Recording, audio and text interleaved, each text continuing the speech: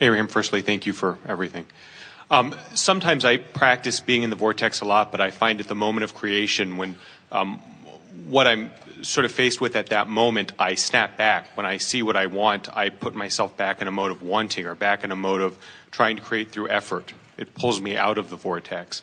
And sometimes that happens over and over and over. And I can practice out of the situation all I want, but eventually we jump in the pool and have to swim, if that makes sense. Not to us, it doesn't.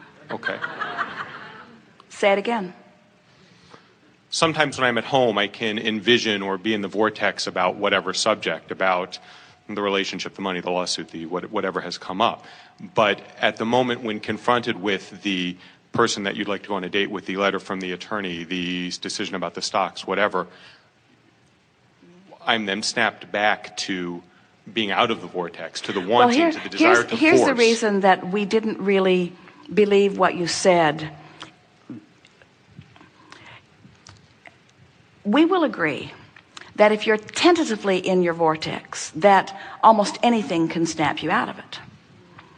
But if you got in and you got in on purpose and you milked it and you proclaimed that you were there and you acknowledged how it is you got there and why it is you were able to stay there, you won't easily be pulled out of it. And when you are pulled out of it, you'll know how to get right back in. So your premise is flawed, because if you spend more time in the vortex, it is very unusual when you get pulled out. If you spend more time out of the vortex, it's very unusual when you're able to get in. So it's just a matter of how much time. And there are a lot of people who claim vortex dumb more than they really should. Because it's not about the smile on your face, and it's not about even the words that you're speaking. It's about the song in your heart. It's about the glee in your being. It's about the vitality that you feel. It's about the enthusiasm for life, you see. And if once you tune yourself to the frequency of the vortex and get hooked on it, we want you to get hooked on your vortex, hooked on it. We want you to be addicted to the vortex, addicted to it to the degree that it's just so off when you're not in. You see, the world as it exists, where you go to work and you watch people driving in their cars and they don't look all that happy about their cars, and they're listening to stuff, but they don't look that interested in what they're listening, and they go to work and they're not that much interested in work, and they can't wait to go home, but they're not much interested in going home. And then somebody says, let's go to a ball game, and they have a moment of glee. Woo! Drunk, and their team won. But in comparison with how much was going on in their life, it was just a little bit of time in the vortex, and most of the time not even trying to be in the vortex. You get what we're talking about? But when you're tuning yourself to the vortex, when you're deliberately thinking thoughts, when you're finding inane kind of things, it's just crazy. Esther will spend 20 or 30 minutes before she goes to sleep every night looking for a new M word in the vortex, and delighted when she finds it. You'd think she found the pot of gold at the end of the rainbow. She'll wake Jerry up. Momentum, momentum. She was so delighted. K, kind. She found kind. And then she said to Jerry, what's your K word? And he said, knowledge. And she said, knowledge. Oh, I love you. He couldn't have given her a better gift. In other words, it's just a stupid game. But when you've been focusing for the purpose of finding in the vortex words, and you find one and you know that you've found it, and you feel the resonance of it, and you practice the resonance of it, you see, before you know it, people are all around you are coming to assist you in staying in the vortex. The waiter that is sent to your room is the one that enhances your in the vortex dumb. The valet guy who takes your car is the one who enhances your, in other words, things just build on themselves until it just spirals out of control and into the vortex. That's really the way that it is, you see. So when someone says, I struggle to get in and I have a hard time staying in, and it's only because you have not practiced it enough that in the vortex vibration dominates. But when it does, there will be a tipping point on the fulcrum of your life where things that you've been waiting for what felt like a very long time will come, and they will come so easily you will laugh at the absurdity of your having held them away so long. In other words, the work, this is where it's at. It's getting into the vortex where everything that you are and everything you want is. But you just got to figure out on your own how to get in and then how to stay in. Don't ask someone else. We were almost resistant with our friend when she began asking us about it just now, because we did relay to her, that is your work, you know. And there is a tendency as humans to want to find something that makes you feel good when you see it. But then you become those who just look around for good things, and when you don't find them, then you're all bummed out and out of control. So we are really not very often wanting to be very cooperative in providing for someone a thought that just makes them feel good when they listen to us. We so much would rather that you conjure it, that you find it, that you carve it out, that you own it, that you practice the vibration of it, that you practice the vibration of it until it is yours, until it is who you are, until it is your proclivity, until it is your nature, until it is just who you are, until you are just optimistic, until you are just sure of yourself, until you are just expectant of good things to come. And once you've trained yourself just even slightly in the direction of that, avalanches of well-being will come to shore up your awareness that you are indeed on your path. And so when you use the expression referring to the other lady as of work, that's an acceptable way to view it, as something that you sort of do every day and put attention to every day. Joyous work, but work nonetheless. When we use the word work, we couple it with the idea of effort. And while what we're teaching you is letting go where you don't need effort, what we're teaching you is aligning with in other words, how much effort do you have to apply to not floating to the ceiling in this room? Is that hard for you to stay down on your chairs? Not at all.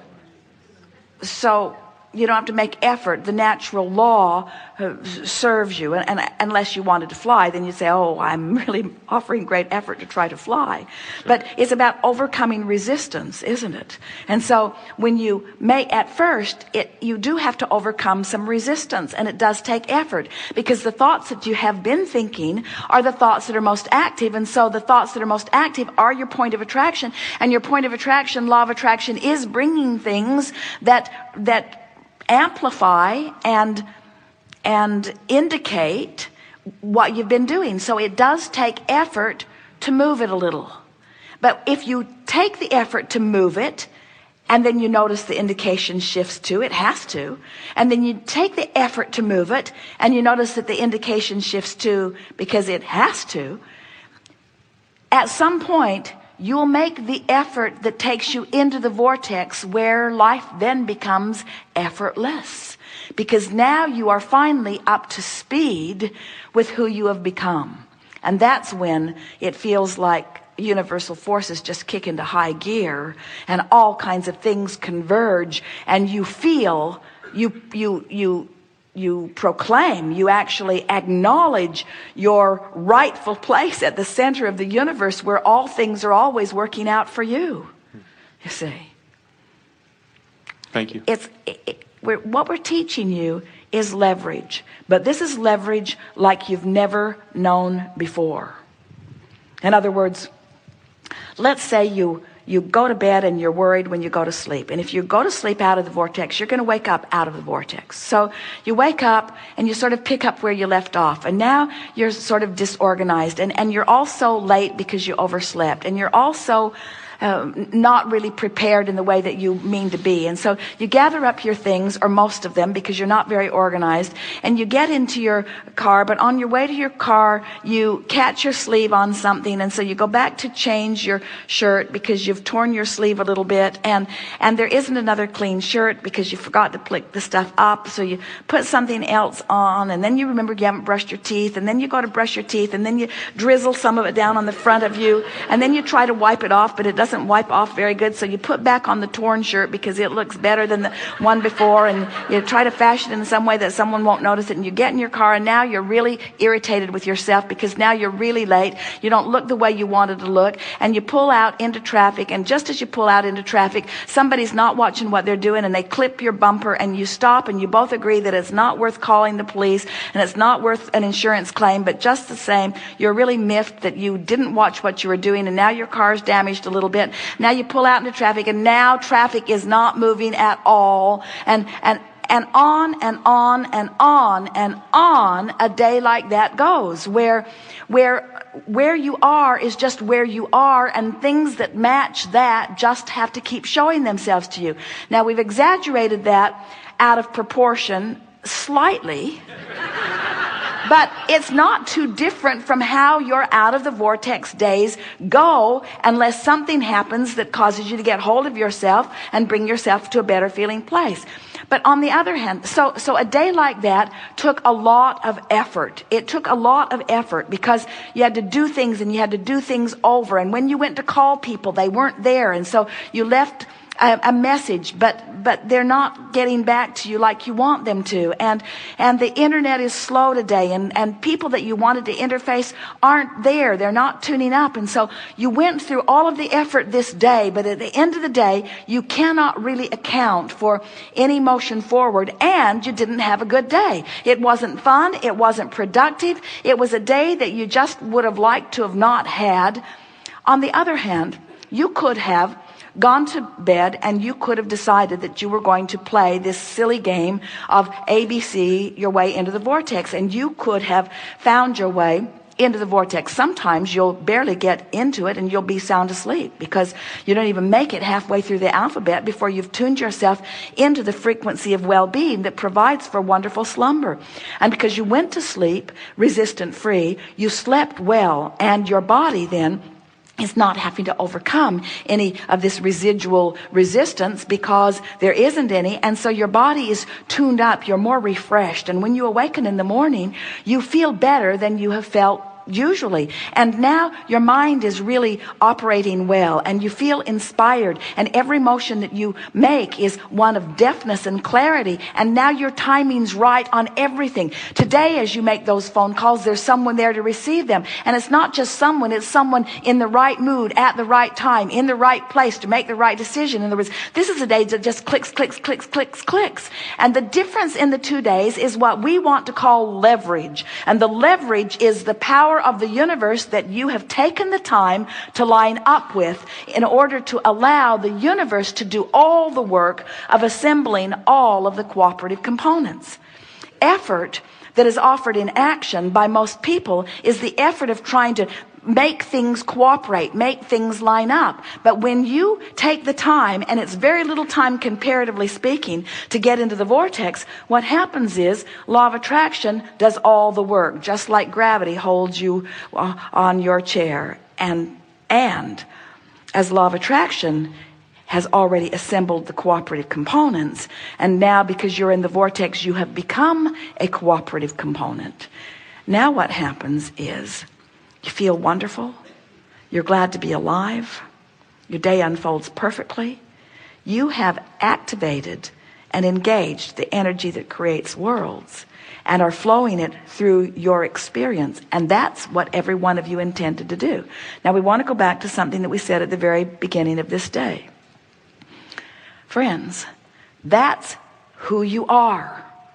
That's what's in your vortex. Anything less than that is gonna bum you out. That's the way you're supposed to feel. That's the way life is supposed to go for you. And anything less than that is off the path of who you are, you see. The effort that matters is what? The effort of getting into the vortex. The effort of alignment. The effort of feeling good, the effort of ease, the effort of the vortex. Today, no matter where I'm going, no matter what I'm doing, it is my dominant intent to look for what I'm wanting to see. I'm going to play the silly ABC game. I'm going to distract myself from things that trouble me. I'm going to pamper myself into alignment. I'm going to soothe myself into alignment. I'm going to love myself into alignment. I'm going to treat myself so good it's going to be impossible for me not to be in the vortex. And then I will uplift the world. Thank you very, very much.